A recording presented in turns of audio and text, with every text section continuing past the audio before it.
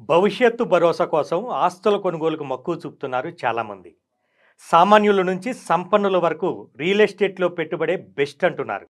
అయితే ఇప్పుడు హైదరాబాద్లో స్థలాలు కొనుగోలు చేయాలన్నా, పెట్టుబడులు పెట్టాలన్నా సామాన్యుల వల్ల అయ్యే పరిస్థితి లేదు.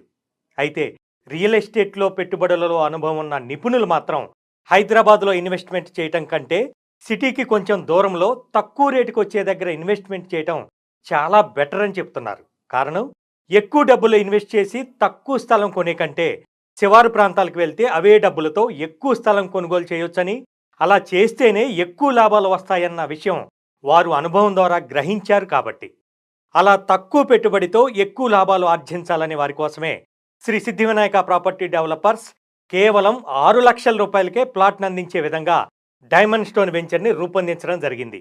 అది కూడా అన్ని గవర్నమెంట్ అప్రూవల్స్తో. హెచ్ఎండిఏ లేఅవుట్స్కి ఏమాత్రం